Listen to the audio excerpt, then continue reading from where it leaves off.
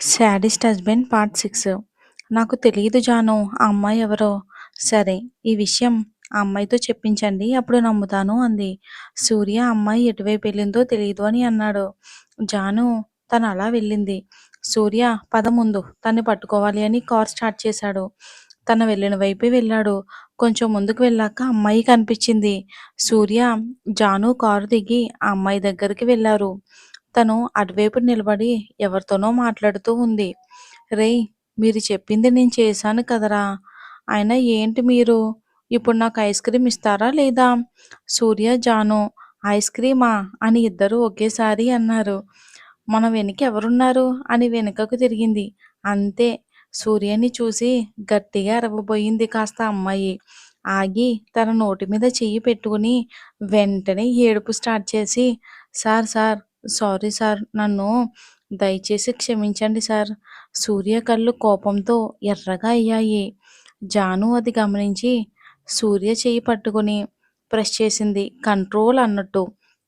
ఇక సూర్య కోపం తగ్గించుకుని, నువ్వు నాకెందుకు ముద్దు పెట్టి ఐ లవ్ యూ చెప్పావు?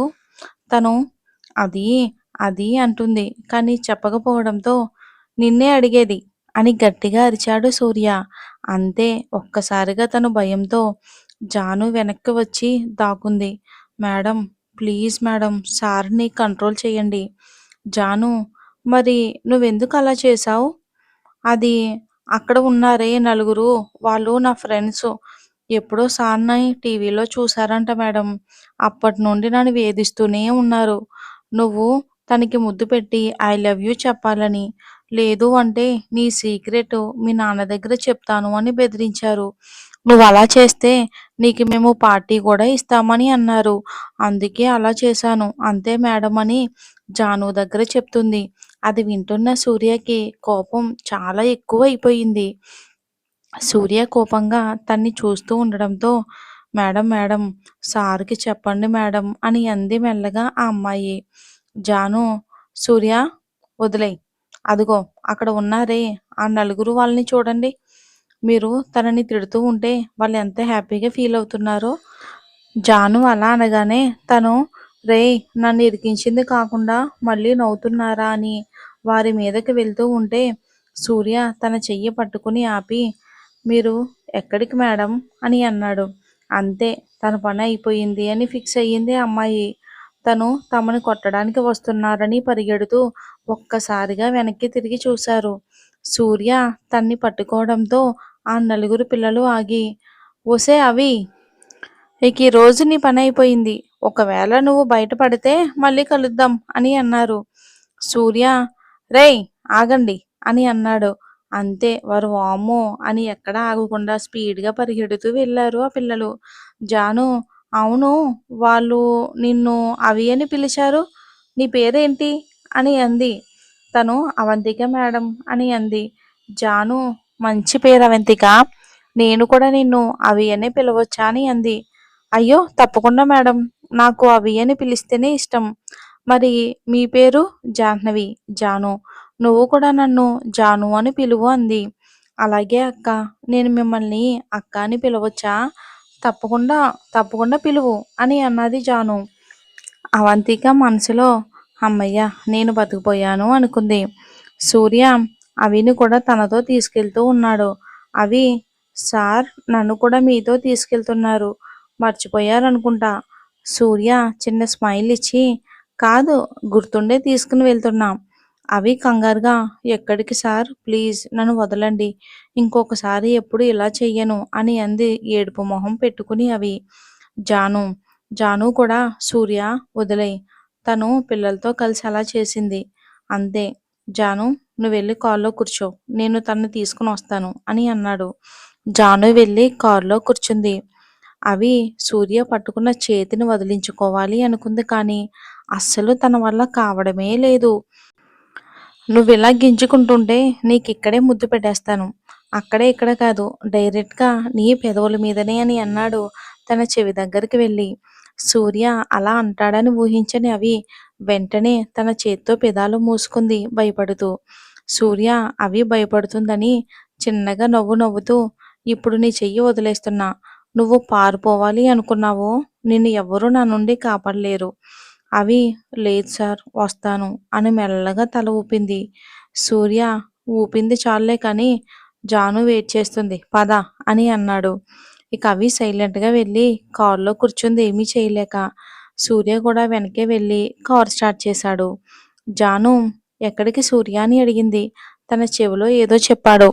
అది విన్న జాను అయ్యో వద్దు సూర్య తను చిన్నపిల్లే కదా ఏదో తెలియక చేసింది. జస్ట్ ఫన్ జాను తన్ని చూడు మనం ఏం మాట్లాడుతున్నామా అని తెగ టెన్షన్ పడుతుంది. జాను అవిని చూసి ఎందుకు భయపడుతున్నావు? అది సార్ నన్ను ఎక్కడికి తీసుకెళ్తున్నారక్క? నాకు భయంగా ఉంది అని అంది జాను. సూర్య నీకు పనివ్వడానికే అవంతిక. అయ్యో సార్ ప్లీజ్ నన్ను వదలండి. నేను మళ్ళీ ఎప్పుడు మీ జోలికి రాను అని అంది అవి. సూర్య తను చెప్పే మాటలు ఏమీ వినిపించుకోకుండా కారు ఒక షాప్ దగ్గర ఆపి తను దిగి అవి ఉన్న తన వైపు కార్ డోర్ ఓపెన్ చేశాడు. అవి మనసులో నన్ను ఇక్కడికి తీసుకొచ్చాడు అని తన ముందు ఉన్న షాప్‌ని చూసింది. అవి సూర్యాని చూస్తూ సార్ నన్ను ఎక్కడికి తీసుకొచ్చారు? నువ్వు దేనికోసం అయితే నీ ఫ్రెండ్స్‌తో పందెం వేశావో దానికోసం. అవి సార్ మీరెంత మంచివారో నన్ను ఐస్ క్రీమ్ షాప్‌కి తీసుకొచ్చారు. ధన్యవాదాలు. సూర్య నా మంచితనం అప్పుడే ఏం చూసావులే గానీ పద జాను రా అని ముగ్గురు ఐస్ క్రీమ్ షాప్ లోపలికి వెళ్లారు. సూర్య జానుకి తనకి ఒక ఐస్ క్రీమ్ ఆర్డర్ ఇచ్చి అవికి chocolate, butterscotch, vanilla, strawberry ice creams order ఇచ్చాడు. అవి వాటిని చూసి సార్ ఏంటి ఇన్ని నేను తినాలా అంది ఆశ్చర్యంగా. సూర్య అందుకేగా ఇన్ని అన్నాడు.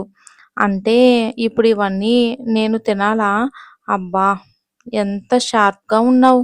భలే క్యాచ్ పెట్టేశావు అని అన్నాడు సూర్య అవితో. జాను అవి ఇచ్చే ఎక్స్‌ప్రెషన్స్‌కి నవ్వుతుంది. అవి అక్కా ఏంటి నాకీ శిక్ష? జాను ఇందులో నా ప్రమేయం ఏమీ లేదు అంది. సూర్య నాకు ముందే చెప్పాడు నేనేం చేసినా సైలెంట్‌గా ఉండాలి అని. కాబట్టి నీకు నేను సహాయం చెయ్యలేను అంది జాను. సూర్య ఇంక స్టార్ట్ చేస్తావా అన్నాడు. అవి ఏడుపు మొహం పెట్టుకుని తినడం స్టార్ట్ చేసింది.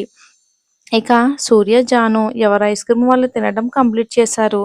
అవి ఫాస్ట్‌గా 2 ఐస్ క్రీమ్స్ తినేసింది. కానీ ఇంక తినటం తన వల్ల కావటం లేదు. సూర్య అవి మొఖం చూసి సార్ అని అంది. తను ఫోన్ చూస్తూ నీకింకో 10 నిమిషాలు టైం. ఆ టైంలో నువ్వు ఇది పూర్తి చెయ్యాలి. లేదు అనుకో నేనేం చేస్తానో నాకేం తెలీదు. ఇందాక చెప్పింది ఇప్పుడు చేస్తా. అవి మీకంత శ్రమెందుకు? చెప్పండి నేను కంప్లీట్ చేస్తాను కదా! ఛీ! నేనలా ఎలా దొరికిపోయాను? అంతా పిల్ల బ్యాచ్ గాళ్ళ వల్లే.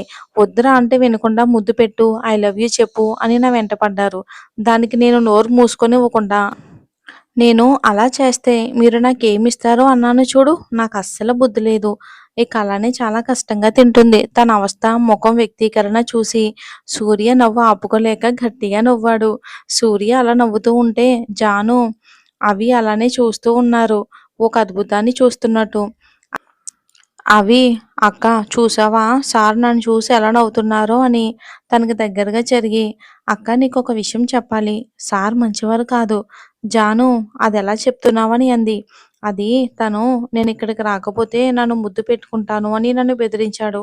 అందుకే అక్క నీకు ముందే చెప్తున్నాను. జాను సూర్యని చూస్తూ ఏంటి సూర్య? తను చిన్నపిల్ల. తనని అలా బెదిరించడం కరెక్ట్ కాదు. ఏంటి జాను? నువ్వు తను నీకు చిన్నపిల్లలా కనిపిస్తుందా? ఒకసారి తన మొఖం చూసి చెప్పు. ఎలా చూస్తుందో చూడు ఇంతంత కళ్ళేసుకొని. సూర్య నువ్వలా అన్నావా? అవిని అవి అలా అనడం కాదక్కా. ఇందాక కూడా నేను ఐస్ క్రీమ్ కంప్లీట్ చేయకపోతే ఇక్కడ కూడా పెట్టేస్తా అని అన్నారు.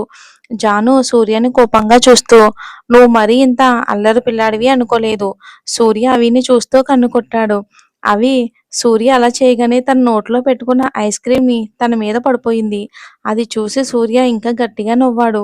తను అలా నవ్వుతూ ఉంటే ఇక వాడికి కోపం వచ్చి ఉమ్మా ఉమ్మా అంది తన పెదవులతో. సూర్య చూడు తను ఎలా చేస్తుందో. నువ్వింకా తను చిన్నపిల్ల అనుకుంటున్నావు. కాదు తను చాలా బాగా ముదిరిపోయింది. అందుకే రోడ్డు మీద అలా చేసింది. అవి కంటి నిండా నీళ్లతో లేదు లేదు నేను కావాలని ఏమీ అలా చేయలేదు అంది.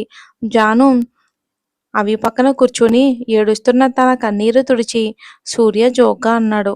జాను సూర్యని కోపంగా చూస్తూ, చూడు అంతా నీ వల్లే అని అంది. సూర్య, ఇప్పుడు నేనేం చేశాను జాను? లేదు నువ్వే చేశావు. తనని ఏడిపించావు కదా అని అంది జాను.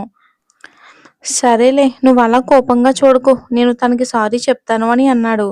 అవి వెంటనే కన్నీళ్లు తుడుచుకుని చిన్న నవ్వు నవ్వి, అబ్బా! ఇప్పుడు నాకెంత బాగుందో అని అంది. అవి, అక్కా! ఆ క్షమించడం ఏదో తొందరగా చెప్పేమను. నేను ఇంటికి వెళ్ళాలి. నేనిప్పుడు ఎక్కడ ఉన్నానో కూడా తెలీదు. సూర్య, చూడు ఎంత చిన్న పిల్లనో అని అన్నాడు జానుని చూస్తూ. సార్ మీరు మర్చిపోయారు. నాకు సారీ చెప్పండి. నేను వెళ్ళాలి అంది. సూర్య కోపంగానే సారీ అన్నాడు. అవి జానుని కౌగిలించుకుని థ్యాంక్స్ అక్క. నువ్వు లేకపోతే ఈయన గారి చేతిలో ఏమయ్యేదాన్నో అని తన బుగ్గ మీద ముద్దు పెట్టింది జాను కూడా.